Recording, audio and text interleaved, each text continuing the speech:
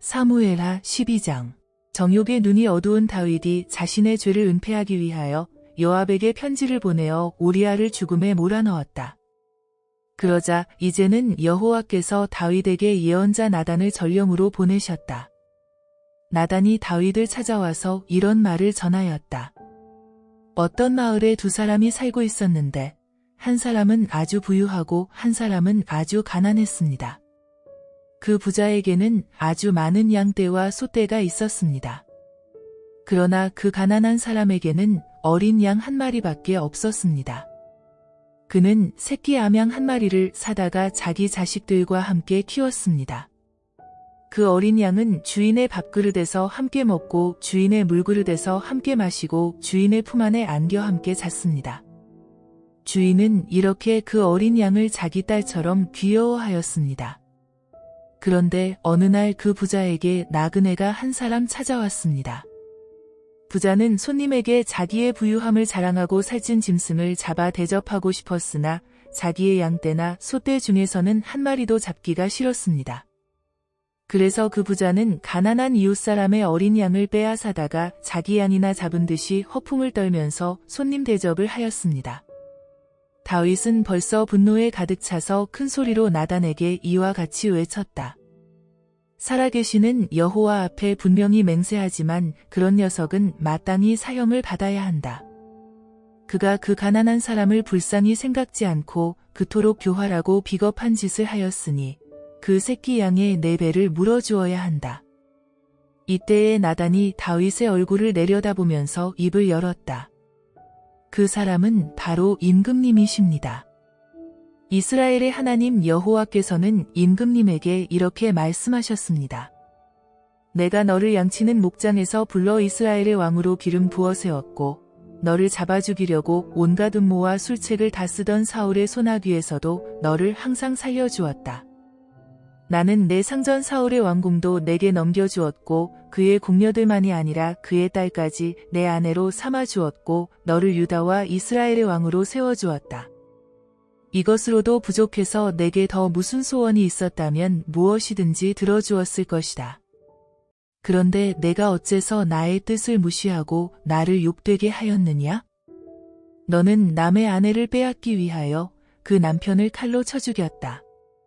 그것도 암몬 족속의 칼을 이용하여 교묘히 너의 죄를 숨기면서 그를 살해하였다.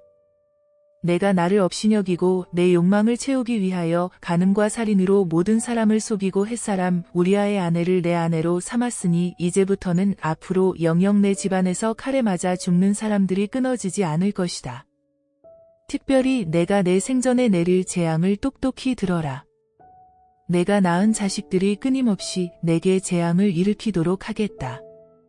내 생전에 너희 아내들을 빼앗아 다른 사람에게 주면 그가 대낮에 내 아내들을 데리고 잘 것이다. 너는 아무도 모르게 그런 일을 깜쪽같이 저질렀으나 나는 대낮에 세상이 다 알도록 퍼뜨려서 온 이스라엘이 다 구경하도록 하겠다. 그러자 다윗이 나단 앞에 엎드려 자신의 죄를 이렇게 고백하였다. 내가 여호와 앞에 죄인입니다. 나단이 대답하였다. 임금님께서 자신의 죄를 인정하고 뉘우치셨기 때문에 여호와께서 용서하실 것입니다. 따라서 임금님이 죽지 않을 것입니다. 그러나 임금님께서 간음과 살인죄로 여호와를 모욕하였기 때문에 이번에 밧세바가 낳은 임금님의 아들은 틀림없이 죽을 것입니다. 나단은 이 말을 마치고 왕에게서 떠나 자기 집으로 돌아갔다. 여호와께서는 나단이 왕궁을 떠나자마자 밧세바가 다윗에게 낳아준 아이를 첨없이 앓게 하셨다. 그러자 다윗은 성소로 하나님을 찾아가 계속 이 어린아이를 살려달라고 애원하였다. 그는 이렇게 금식 기도를 올린 후 왕궁으로 돌아와서도 베옷을 입고 밤을 새우며 맨 땅에 누워서 지냈다. 왕궁의 노인들이 왕의 건강을 우려하여 그를 데려다가 침실에 눕히려 하였으나 그는 일어나지도 않았을 뿐더러 음식도 먹지 않았다. 이렇게 7일이 지났을 때에 아이가 죽었다. 그러나 아무도 감히 이 사실을 다윗에게 알리지 못하였다.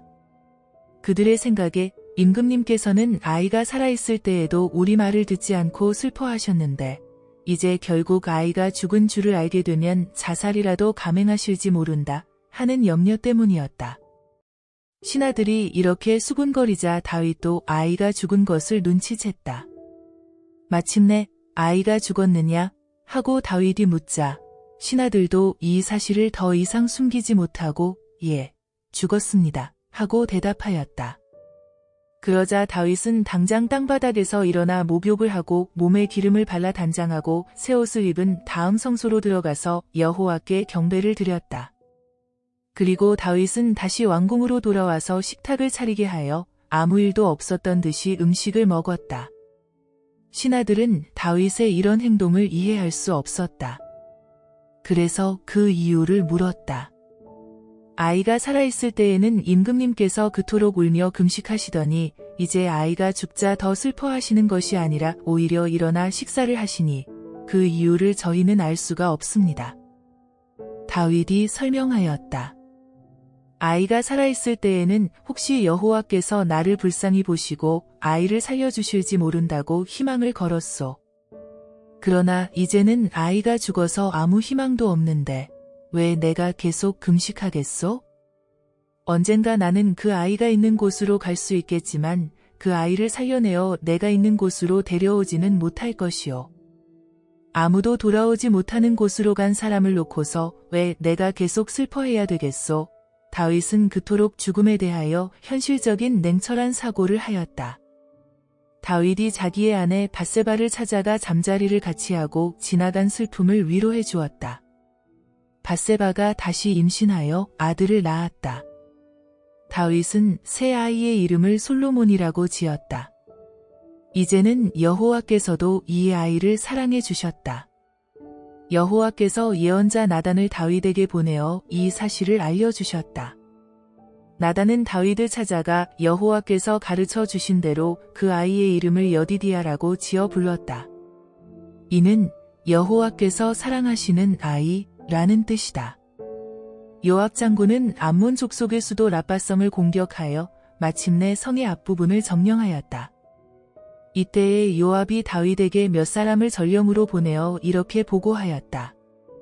제가 마침내 라빠성을 기습 공격하여 상수도와 연결된 시냇가의 도시 구역을 점령하였습니다. 이제는 임금님께서 직접 남아있는 이스라엘의 군대를 거느리고 오셔서 이 성의 중심부를 점령하십시오. 이 성을 정복하는 일은 제게 허락된 권한이 아니니 임금님께서 직접 점령하시기 바랍니다. 다윗은 이스라엘의 남은 장정들을 모두 불러 모은 후에 라빠로 가서 그 성을 공격하여 점령하였다. 다윗은 암몬 족속의 신밀곰의 머리에서 금면류관을 벗겨다가 머리에 썼는데 그 무게가 한 달란트나 되었고 그 면류관의 중앙에는 값비싼 보석도 하나 박혀 있었다. 그 밖에도 다윗은 그 성에서 많은 물건을 약탈하였다. 또한 그는 그 성의 주민을 포로로 끌어다가 예루살렘 건설에 투입하였다.